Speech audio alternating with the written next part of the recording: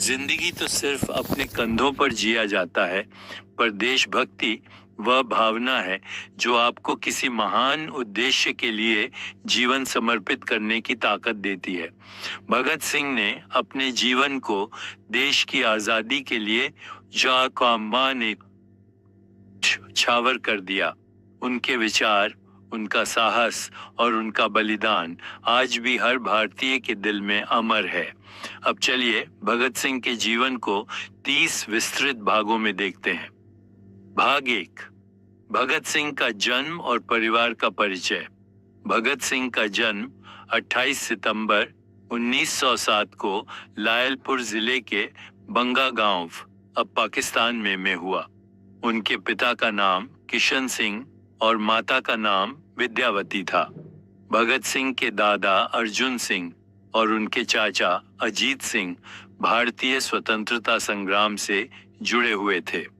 उनका परिवार आर्य समाज से गहराई से प्रभावित था, जिसने भगत सिंह के भीतर राष्ट्रभक्ति की भावना को बचपन से ही जन्म दिया। भाग 2, परिवार का क्रांतिकारी माहौल। भगत सिंह का परिवार ब्रिटिश साम्राज्य के खिलाफ संघर्षरत था।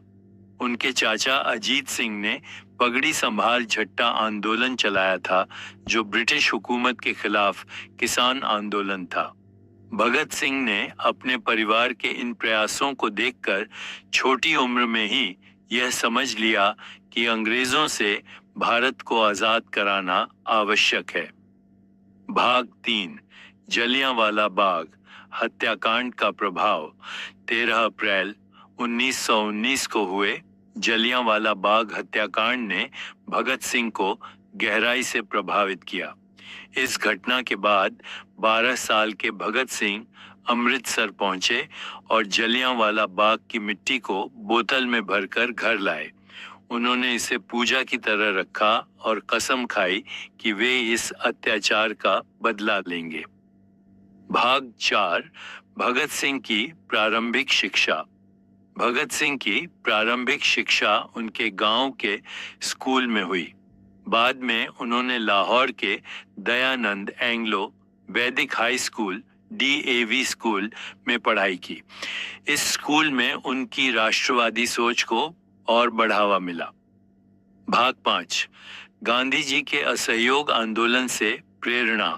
1921 में महात्मा गांधी के असहयोग आंदोलन से भगत सिंह बेहद प्रभावित हुए।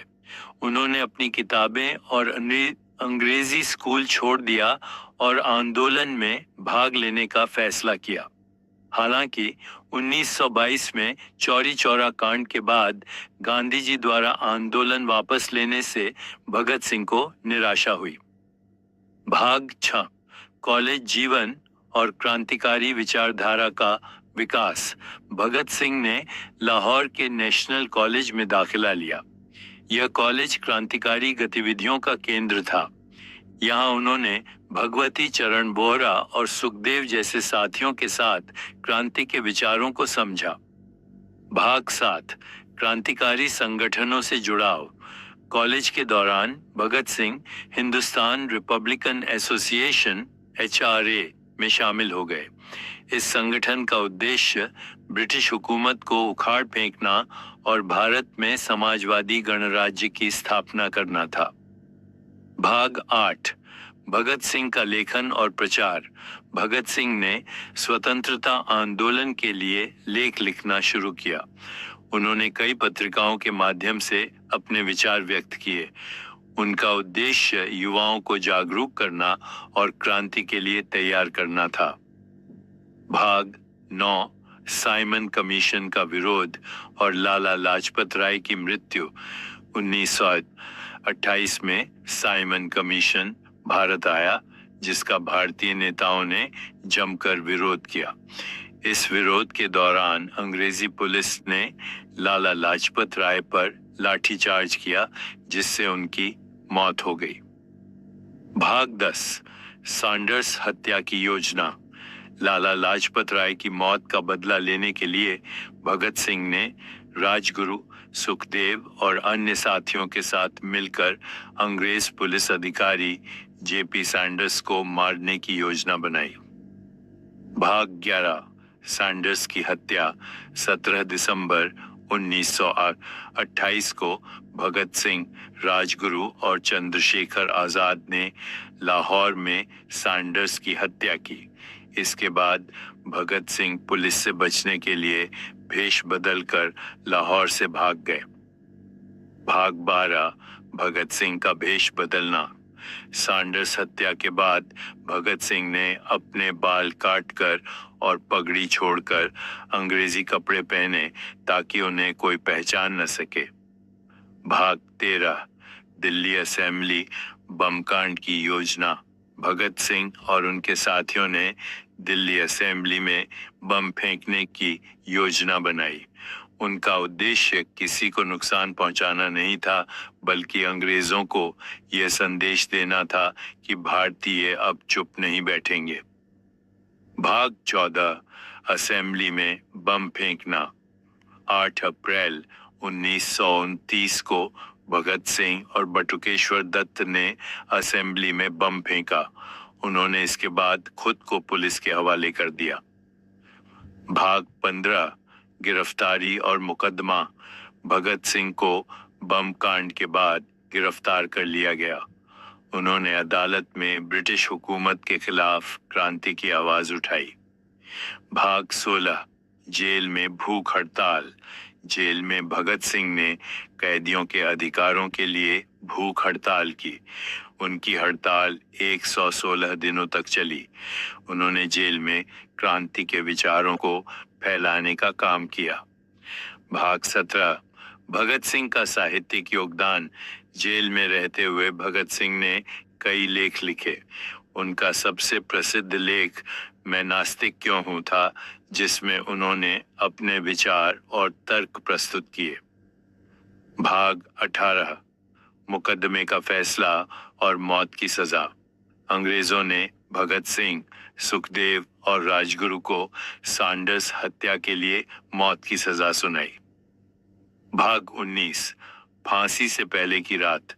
भगत सिंह ने अपनी फांसी से पहले लेनिन की किताब पढ़ी। उन्होंने लिखा कि उनका बलिदान भारत में क्रांति की नींव रखेगा। भाग 20 23 मार्च 1931 शहादत का दिन। 23 मार्च 1931 को भगत सिंह, राजगुरु और सुखदेव को फांसी दे दी गई। उनकी शहादत ने पूरे देश को झकझोर दिया। भाग 21 शहीद भगत सिंह का नारा। इनकलाब जिंदाबाद।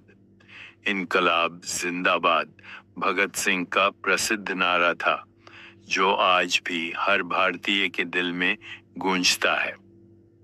भाग भगत सिंह की विचारधारा।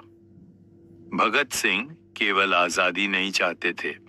उनका उद्देश्य एक ऐसा समाज बनाना था जहां समानता और न्याय हो।